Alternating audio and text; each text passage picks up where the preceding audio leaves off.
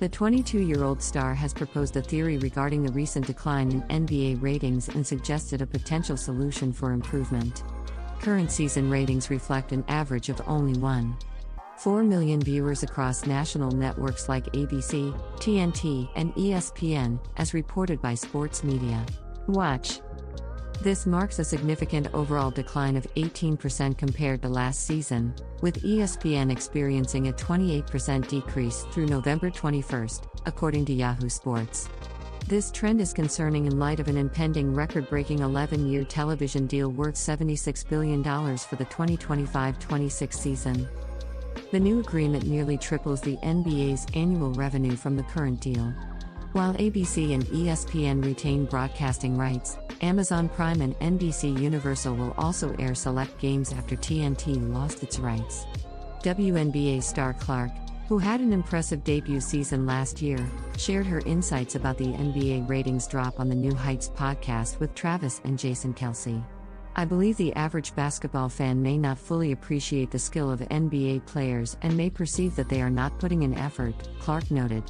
"I assure you they are trying, they are simply that good." When asked for further specifics about the viewership decline, Clark cited a reduction in physicality. "The physicality of the league has changed significantly," she explained. "I wasn't present during a more physical era, and perhaps fans desire more intensity and physicality, believing the game has softened. However, I think this evolution is due to the advancement of skills. That's the beauty of basketball, it is constantly evolving. It will differ from when Michael Jordan played, and in 10 years, it will look different than it does now." The 2024 WNBA Rookie of the Year acknowledged that the NFL currently holds the title of America's favorite sport, making it difficult for the NBA to compete. "I find it challenging to pinpoint the exact reasons for the decline in ratings, especially given the competition from football, which must be taken into account. Football is simply America's favorite pastime," Clark remarked. Clark endorsed the Kelsey brothers' suggestion of a 4-point shot, stating, "I'd love that 4-point line. Let's do it. That's a great idea."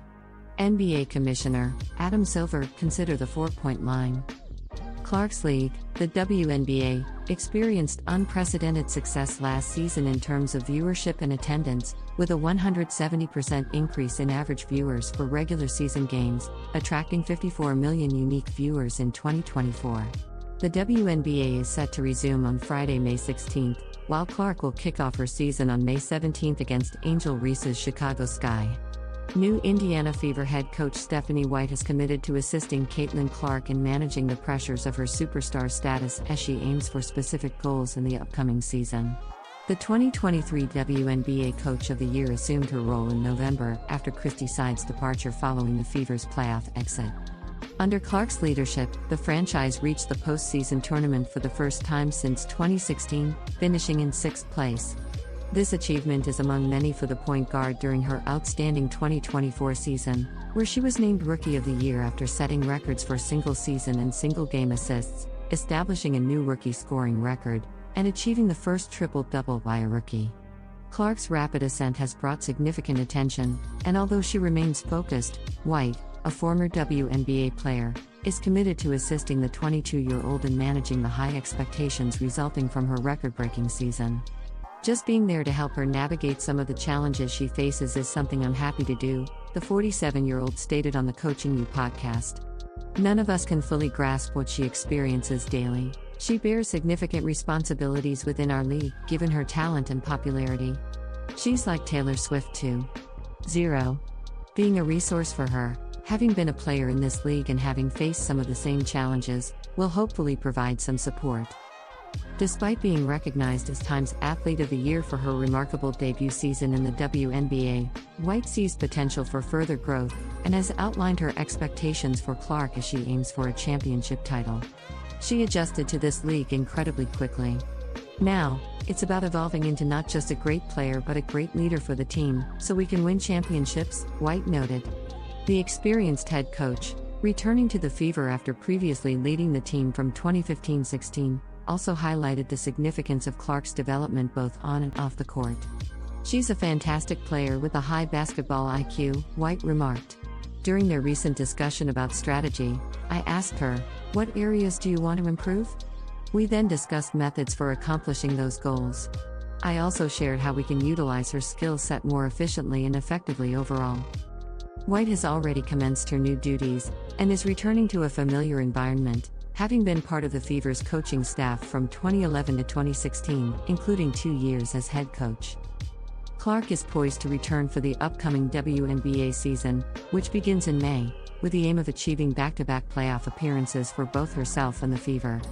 Caitlin Clark discussed her challenging introduction to the WNBA, during which she ruptured her eardrum in the June 2 match against the New York Liberty. The 22-year-old had a remarkable debut season with the Indiana Fever, culminating in the Rookie of the Year award, after breaking multiple records and assisting her team in reaching the playoffs for the first time in 7 years. However, she faced a tough start on the court as the Fever lost 8 of their first 10 games and also sustained a significant injury that had ongoing repercussions. "Somebody set a screen on me, and I hit my ear just right on the girl, causing my eardrum to pop and rupture," Clark recounted on the New Heights podcast with Travis and Jason Kelsey. "I knew it immediately because I've experienced it before, while tubing in a lake. It hurt so bad.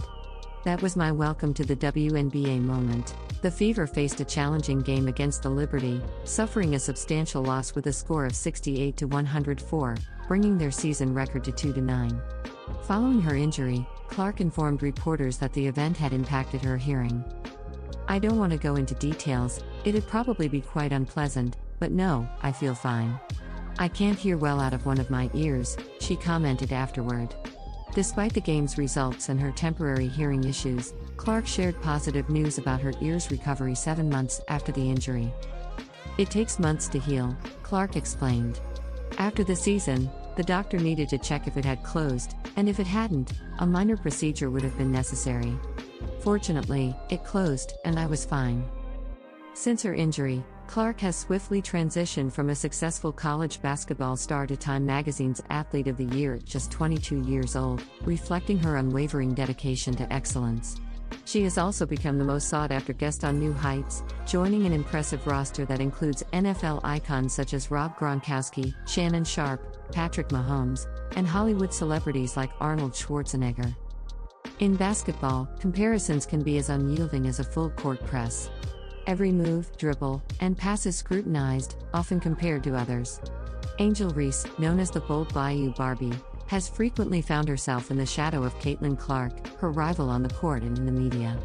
Reese's choice to delete her Instagram following a bold New Year's Eve outfit reignited this narrative, prompting Stephen A. Smith to comment with his trademark candor and metaphor.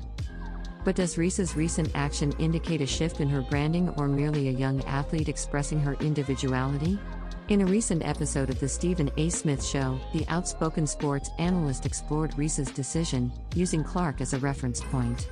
"What's inescapable is that even though she is not Caitlin Clark, she'll be reminded she's not Caitlin Clark with every positive thing that Caitlin Clark does because, in many people's eyes, that was her number one rival." Smith aimed not to criticize Reese but to emphasize how public perception often confines athletes within rivalries, influencing the evaluation of their actions. Stephen A. further commented on Reese's strategic use of social media and the implications of her choice to delete the post. "She is not naive, she's quite an astute young lady, very intelligent, very accomplished. But that awareness means you are cognizant of the image and perception you are either resisting or creating about yourself."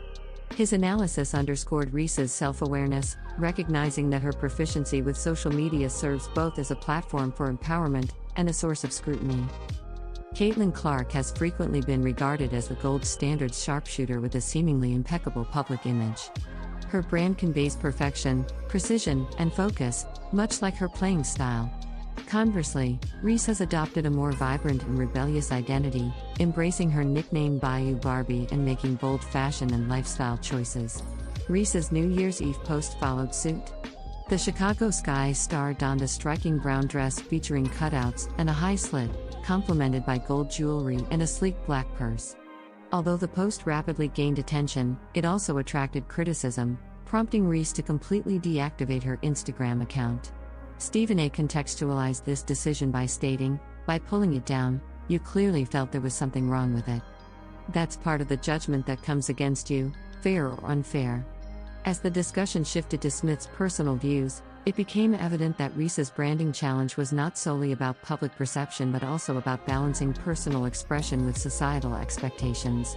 The conversation took a personal turn when Smith evoked his fatherly instincts. "This is just Daddy talking, okay? My daughters are fully aware that Daddy had better not see an outfit like that on social media." While he clarified that he was not critiquing Reese's choices, he aimed to illustrate the differing branding strategies employed by both stars that have influenced their public narratives. His comments highlight the significance of branding in shaping a player's image. Reese's choice of attire and subsequent social media break may appear inconsequential, yet they address broader issues of agency and image management. For Reese, whose career has been characterized by assertiveness and uniqueness, these instances represent her continual development both as an athlete and a brand. As Reese advances in the WNBA, comparisons to Clark and others are likely to endure. However, much like a buzzer beater, her decisions whether on or off the court have substantial implications, igniting discussions about identity, expectations, and the autonomy to determine one's narrative. Stephen A.'s remarks, a blend of critique and admiration, reflect the intricacies of Reese's journey. Whether she is captivating audiences on the court or provoking discussion off it, Angel Reese continues to draw attention, demonstrating that she is not simply participating in the game, she is reshaping its conventions.